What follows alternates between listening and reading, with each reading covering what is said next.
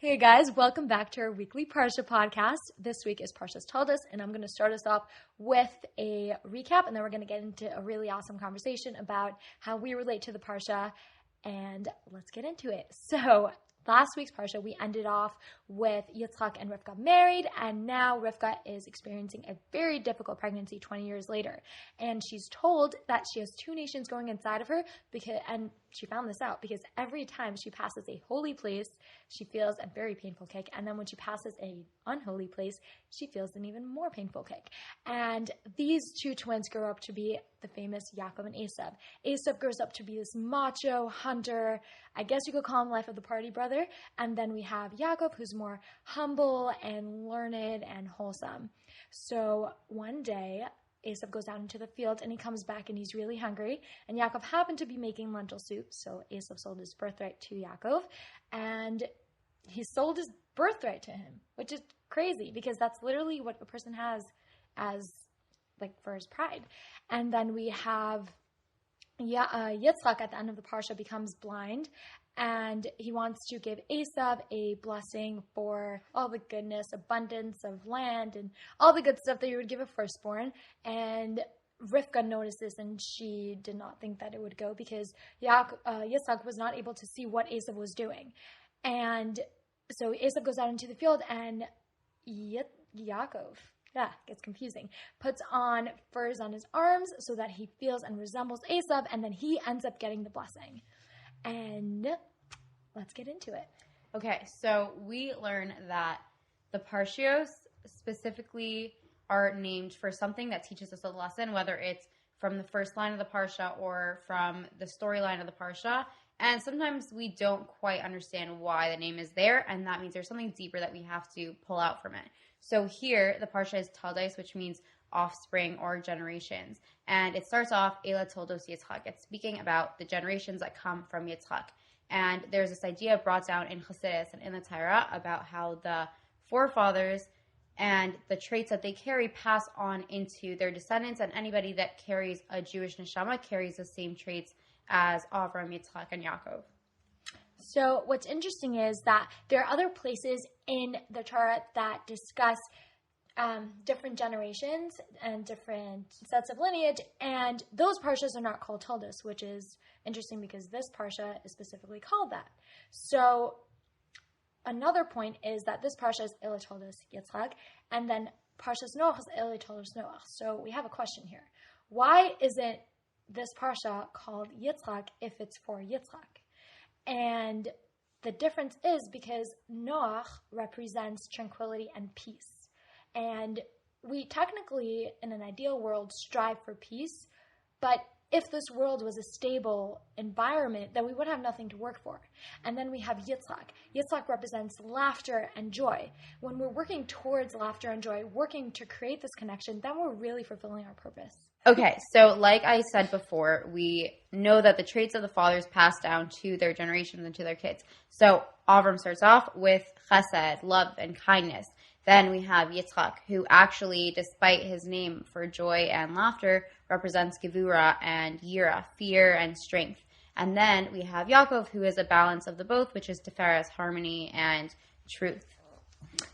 And Kabbalah discusses tiferes specifically because in order for us to have this emotional balance of love and fear, which the Tanya goes into, we have to have this harmony that brings it all together. And what's really cool is the month of Kislev represents tiferes, harmony, because it comes from a certain chaos, and it enables us to find peace and harmony within diversity, within battles with ourselves and with other nations. Exactly. And then we see that despite the huge difference between Avram and Yitzchak and the traits that they carried, Yaakov is the perfect balance of the two. And Kabbalah tells us that tiferes is a trait that's specifically connected to a person's heart. And as much as all of our emotions come from our heart, tiferes is the one thing necessary to live a life that is balanced and that you can use all of your emotions, like we actually mentioned in the last podcast, in the proper way and in the right place. And tiferes allows you to do that and to have that balance between all of your emotions that you carry. So then we have a question, because Yitzchak, his name represents joy and laughter, but then we say that he's connected to Gevura and fear. And there's actually a story from the Tzemach Tzedek that teaches us that joy and fear are opposites of each other. So the Tzemach Tzedek was drinking alcohol and he became drunk and he came to the state of happiness and joy. And he then wipes his hand in front of his face and he suddenly was sober and became serious. And one of his Chassidim the next day walked up to him and he was like, what was that about? Like, you were completely drunk and next thing. Like a Rebbe could. Exactly. And he's like, it doesn't make sense. Like, suddenly you're just totally fine. So he said that the one thing that's the opposite of joy is fear. And there's a place for both of them. And when he wiped his hand in front of his face, he imagined himself standing in front of Hashem and he came to a state of fear, which sobered him up and removed him from the state of joy that the alcohol had put him in. So we actually see this combination, this harmony with Yaakov, because he had from Avram Avinu, he had the chesed, the loving kindness, and then with Yitzchak, he had this Gevura and discipline. And he went through so many diverse environments. He was learning under big rabbis and holy students. And then he was also in Laban's home, which was the opposite of a holy and pure place. So because he had this balance of discipline and kindness and knowledge within him, he was able to keep true to himself. He was able to keep this dynamic personality, whichever environment he was in. He didn't let it affect him. The bad environment, he didn't let it affect him for the worse. And the good environment, he only let it be good for him. And I think that that's something that all of us deal with on a daily basis is the pressures that our environment and the people that we're surrounded by, the pressures that come with that and the things that we're pushed to do, and sometimes things that we may not be comfortable with or things that we know we shouldn't be doing, but because that's what we're surrounded by, we end up inching towards those behaviors and inching towards that environment. And it, at the end of the day, allowing your environment to change you can be a positive thing in the right environment, but sometimes we do have to take a step back. And like Yaakov, he was in places full of tama, and he didn't let that change his outlook and who he was as a person. He always stayed true to his standards and to the boundaries that he created for himself. Even though, despite the fact that he was in Laban's house, he was still able to be like, this is my situation. How can I make sure that I'm not going to let it affect me for the worse? And I find that really relatable because we are constantly put in these diverse situations for everyone else's side with ourselves. We're constantly in a battle between how did I end up here? And like, we're always in our own head.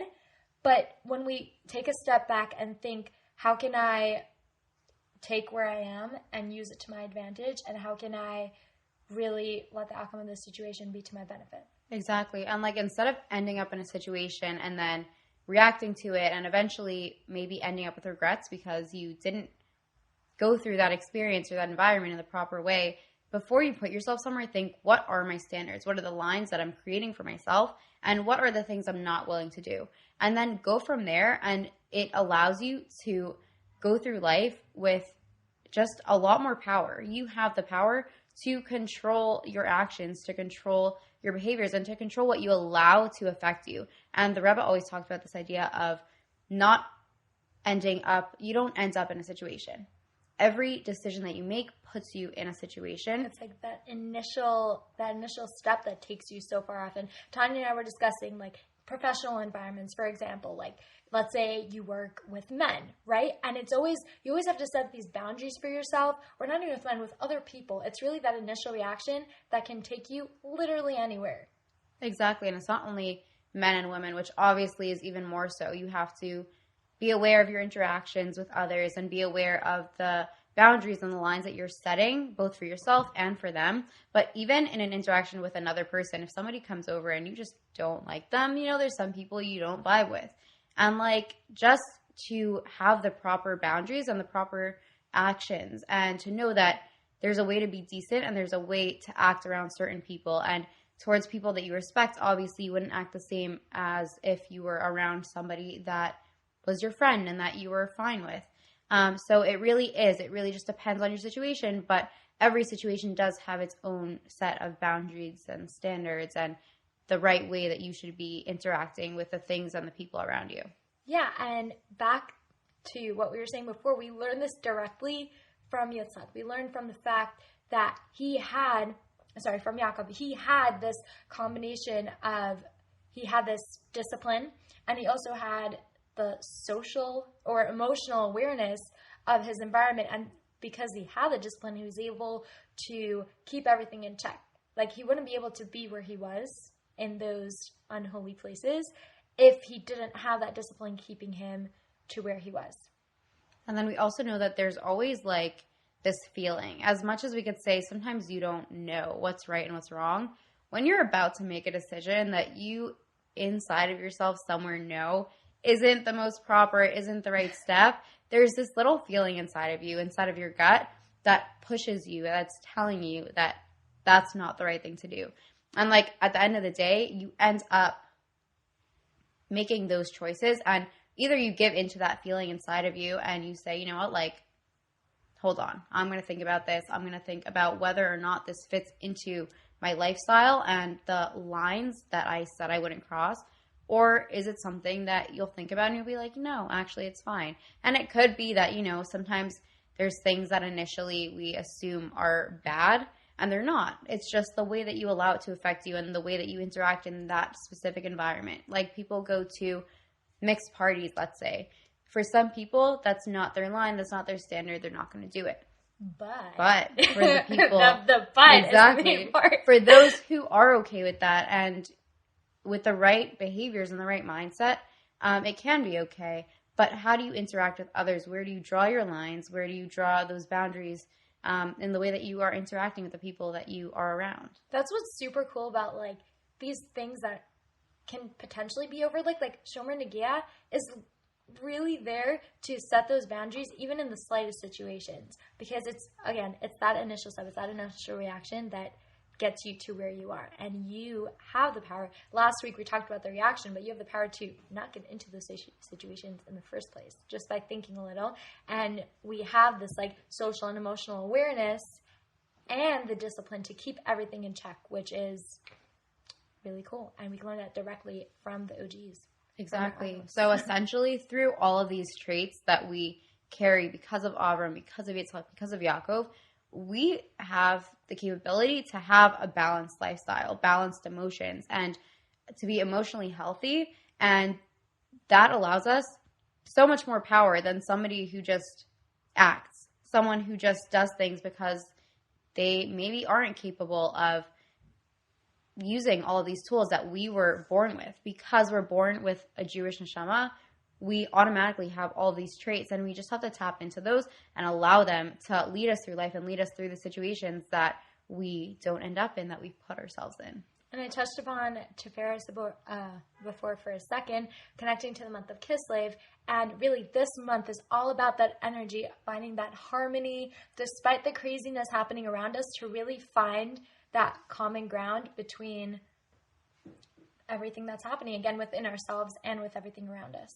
Exactly. And then even more so, after that, once you've set your boundaries, once you know what your lines are, where are you going to draw inspiration out of every situation? There's these bachurim who will go to the middle of nowhere and just pull out a pair of tefillin. And like, that's their light. They're adding to that situation. Whatever situation you end up in, where are you getting your inspiration? What are you tapping into, and what are you going to allow yourself to take from it or to give to others in that situation? How are you going to make the best of it? Exactly. And really make it your own. Subscribe, like, comment. If you have any questions, feel free to DM us or DM to our visuals. Again, this, God willing, will be a weekly podcast. We really do appreciate your feedback. If there's any way we could make this better, we are very new at this. And yeah, we really like the critiques. Let us know. And the compliments, too. We can't wait to see where this goes, and we really appreciate you tuning in and listening. Woo!